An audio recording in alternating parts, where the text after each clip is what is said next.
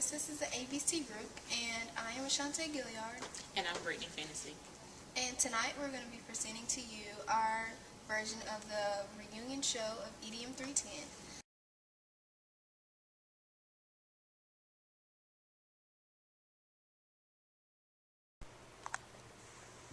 Hi guys, welcome to the EDM 310 reunion special. I am your host, Ashante Gilliard, and tonight we're going to have a very special guest with us, Brittany Fantasy. She's an elementary school education major. She is going to join us tonight to share some of her tips about how to survive EDM 310 and some of her stories. Please welcome Brittany Fantasy. Hey, how you doing? How are you? Alright, let's sit down here and have a chat. So I have a couple questions here for you that, a lot of people heard about the class and how much stress you have, and what do you have to say about it? Oh my goodness. When I first took this class, I'm like, what in the world am I doing? Do I really want to become a teacher just to go through this class? But it got better. So I'm here today to say I survived and you can do it.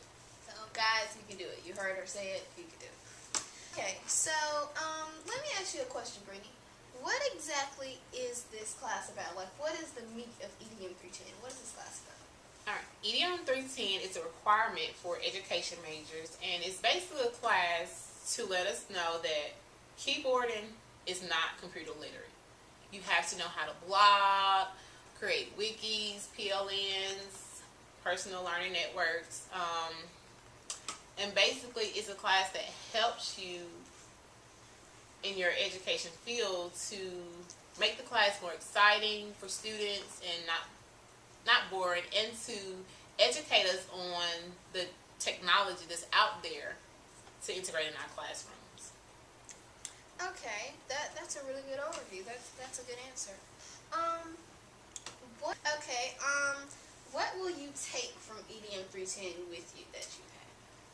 From when I first started taking EDM 310 and I'm looking at his syllabus and I'm like, oh my goodness, do we really have to do this in the classroom? But as I got to doing my assignments and researching, I found that I will be using majority of the things we learned in EDM 310. And in my classroom, I do want to do blogs. I want to integrate the uses that iPod and other tablets have to help my students. Okay, that's a good answer. I really did enjoy the blogs as well. Do you think that the class is worth the effort in the end since you survived? Yes, it is worth the effort, guys. Hang in there, you can do it. It is worth it because once you see all the technology that can help us, and when you were in school, I'm sure you were tired of sitting at the desk doing boring paperwork, worksheets. This class helps you and shows you how you can integrate different activities in your classroom without having the students bored and acting out, because we already know that once students get bored, you're going to be having problems with discipline. Definitely. I can definitely relate to that. Bored kids and yes, makes you want to pull your hair out. I can definitely understand that. Okay. Do you think that you're more educationally literate with technology now that you have taken EDM 310 as opposed to before you took EDM 310? Yes, I feel that I am more literate, but once you take this class, it doesn't stop. You have to keep learning. You have to keep experiencing. If you stop, then you're probably going to forget it. And after EDM 310, I've been still keeping up on my blog, still doing research on different ways I can integrate this technology into our classroom, because we are dealing with 21st century students. That paperwork, it doesn't get it anymore. You have to do the technology in the classroom, guys. Well, that's very interesting, because we have a clip from when you were about to be on the verge of, a breakdown with EDM 310. So we're going to take a break and go look at that, guys. Oh my goodness, I cannot. Hey girl, I cannot get these links to work. I've tried everything. It's just driving me crazy. Well, break, you was waiting to the last minute. Yes, girl, this is due in like 30 minutes. I have got to get this done. Oh my goodness. Oh my gosh. Because I'm leaving a whole blog. Oh. So, after seeing that video, what I have to say that you definitely look like you were on the verge of a breakdown, or you were going to drop the class. What exactly were you thinking in that moment? Girl, you have no idea. That was towards the beginning of the class. When I first took the class, I was looking like, okay, 9 hours a week. No way, I'm gonna have to spend 9 hours a week. I'm a full-time parent. I'm a full-time job. I'm not spending 9 hours a week on this. So the first week, I'm like, okay, it's easy. I got this. The second week, okay, it's easy. I got this. The third week, when we started actually doing the technology, girl, I waited until Sunday evening about 9:30 to do all my assignments. And I'm like, oh my goodness. I could not get that link to work. I couldn't get anything to work.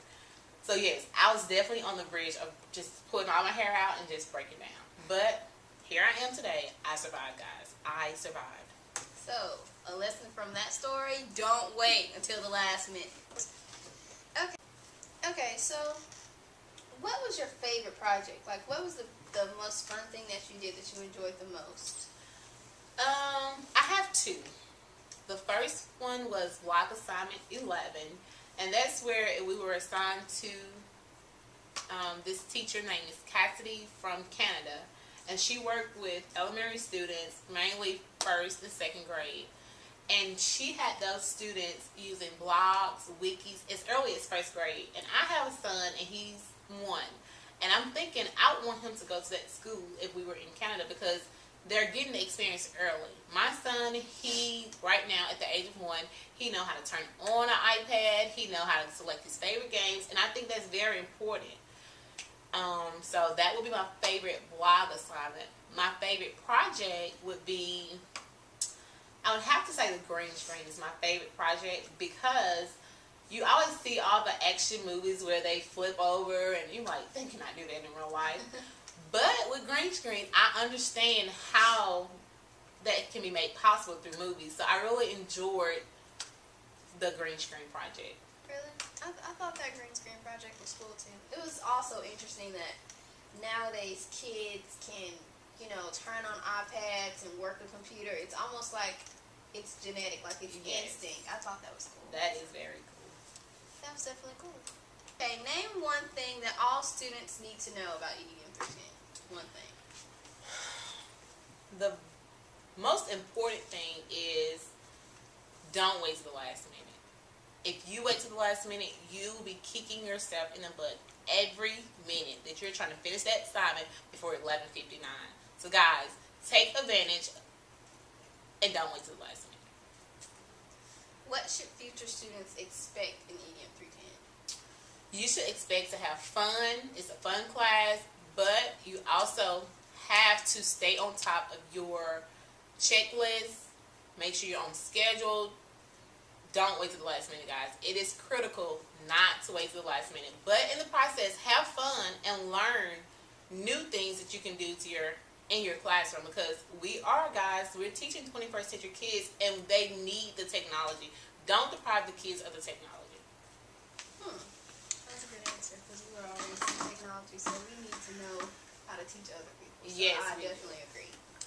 So one of the things that I have been informed about EDM 310 is that you all have to critique each other each week. You're assigned to critique a student, one of your peers. So from my understanding is this is how he trained you all to critique your students in the classroom.